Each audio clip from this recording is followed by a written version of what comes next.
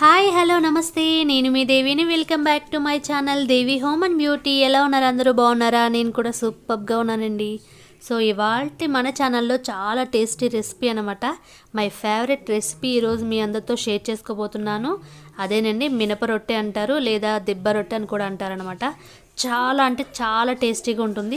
మా చిన్నప్పుడంతా కూడా అందరూ తినే ఉంటారు. చిన్నప్పుడంతా కూడా అమ్మలు అమ్మమ్మలు అందరూ చేసి పెడతారు ఈ రెసిపీని. చాలా అంటే చాలా టేస్టీగా ఉంటుంది. సో ఈరోజైతే నేను అందరితో షేర్ చేసుకోబోతున్నాను. ఈ రెసిపీని తయారు చేయడానికి మనకి ఇంట్లో కేవలం మనకి ఇడ్లీ పిండి ఉంటే సరిపోతుందండి. మనం అతి తక్కువ టైంలో కేవలం 10 నిమిషాల్లోనే మనకి ఈ రెసిపీ అనేది రెడీ అయిపోతుంది. చక్కగా మార్నింగ్ బ్రేక్ఫాస్ట్ కింద కానీ, లేదంటే ఈవినింగ్ స్నాక్స్ కింద కానీ తీసుకోవచ్చండి. చాలా టేస్టీగా ఉంటుందన్నమాట. సో హెల్దీ బ్రేక్ఫాస్ట్ అనమాట మనకి ఈ రెసిపీ వచ్చేసి. మినపరొట్టు అనేది హెల్దీ బ్రేక్ఫాస్ట్. పిల్లలు పెద్దలు అందరూ ఇష్టంగా తింటారనమాట. సో ఈ రెసిపీకి కావాల్సినవి ఏంటో చూసేద్దామా. సో ఫస్ట్ వచ్చేసి నేను ఇడ్లీ పిండి తీసుకుంటున్నానండి. మీరు ఇడ్లీ పిండి అనేది ఫ్రెష్ది తీసుకున్న పర్వాలేదు, లేదంటే కొంచెం పులిచిందన్నా పర్వాలేదండి. పుల్లగా అవుతుంది కదా, సో అదన్నా పర్వాలేదు. పిండి మనం రుబ్బుకున్న తర్వాత ఒక 2-3 డేస్ తర్వాత అన్నా పర్లేదు, అప్పటికప్పుడు వేసుకున్నా కూడా చాలా అంటే చాలా టేస్టీగా ఉంటుంది మన ఈ మినపరొట్టె. సో నేనైతే 1 కప్పు మినపరొట్టెకి తీసుకుంటున్నానండి. పిండి వచ్చేసి 1 కప్ తీసుకున్నాను.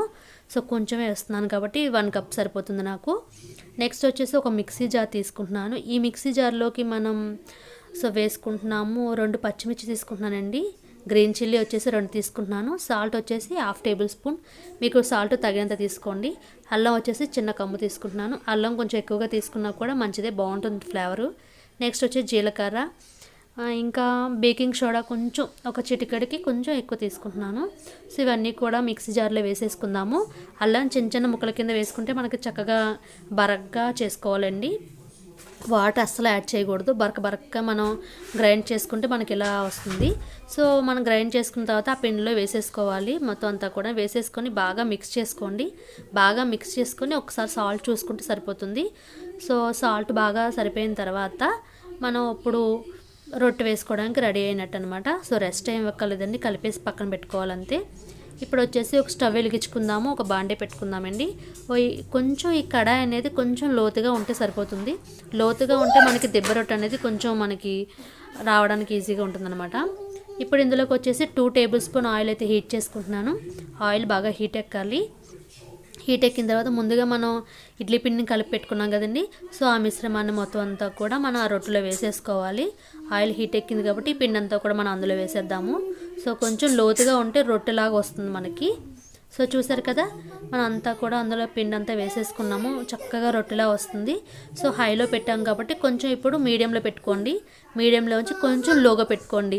రొట్టె ఎప్పుడు స్లోగా ఉడుకుతూ ఉంటే ఆ ఫ్లేవర్ అనేది చాలా బాగా తెలుస్తూ ఉంటుందండి. ఎందుకంటే మనం ఇందులో వేస్తాము జీలకర్ర, అల్లం, పచ్చిమిర్చి ఇవన్నీ వేసాం కాబట్టి ఈ ఫ్లేవర్ అదిరిపోతుంది అనమాట. చాలా బాగుంటుంది. సో మూత పెట్టేసుకోండి. మూత పెట్టేసుకుని ఒక 5 మినిట్స్ అలాగే వదిలేసండి. సో 5 మినిట్స్ తర్వాత చూస్తే మీకు రొట్టె అనేది చూసారు కదా కుక్ అయింది. సో పైన అంతా కూడా పిండి అంతా ఉడికిపోయింది. ఒక అట్ల పుల్ల తీసుకుందాం మనం. అట్ల పుల్ల తీసుకుని జాగ్రత్తగా మెల్లగా తీస్తూ ఉంటే వచ్చేస్తుందండి మనకి. జాగ్రత్తగా తీస్తూ ఉంటే వచ్చేస్తుంది. సో చక్కగా క్రిస్పీగా మనకి రొట్టె అనేది రెడీ అయిపోతుందండి. సో మెల్లగా తీసుకోవాలన్నమాట, ఒకేసారి కలిపేయకూడదు. సో చుట్టూ మొత్తం అంతా ఒక్కసారిగా తీసుకుంటూ ఉంటే మనకి రొట్టె అనేది ఈజీగా వచ్చేస్తుందండి. తర్వాత మనం మెల్లగా తిరగేసేసి వేసుకోవాలి. సో తిరగేసాక మనకి ఇలా వస్తుంది. చూసారు కదా ఎంత క్రిస్పీగా వచ్చిందంటే రొట్టె మొత్తం కూడా వెనకాలంతా చూసారు కదా, చూస్తుంటేనే మీకు అర్థమైపోతుంది చాలా క్రిస్పీగా అంతా అయిపోయిందని. ఈ రొట్టె కూడా మనకి బయట అంతా క్రిస్పీగా లోపడంతా స్పాంజీగా ఉంటుందన్నమాట. చాలా టేస్టీగా ఉంటుంది రొట్టె. ఇవి కాలుతున్నప్పుడు కూడా మనకి మంచి ఫ్లేవర్ వస్తుందండి, మంచి టేస్టీ. అసలు ఆ స్మెల్ చూస్తేనే తినేయాలనిపిస్తుంది. ఎప్పుడెప్పుడు రెడీ అవుతుందా అనిపించేస్తుంది అనమాట, అంత బాగుంటుంది. సో అల్లం ఫ్లేవర్ చాలా బాగా తెలుస్తుంది అనమాట. సో ఇప్పుడు మనం ఒక 5 నిమిషాలు ఇలాగే మీడియంలో పెట్టుకోవాలన్నమాట. మూత పెట్టకండి. మూత పెడితే మనకి రొట్టె అనేది మెత్తబడిపోతుంది, ఆ క్రిస్పీదనం రాదనమాట. అందుకని ఒకవైపుకి మనం మూత పెట్టుకోవాలి.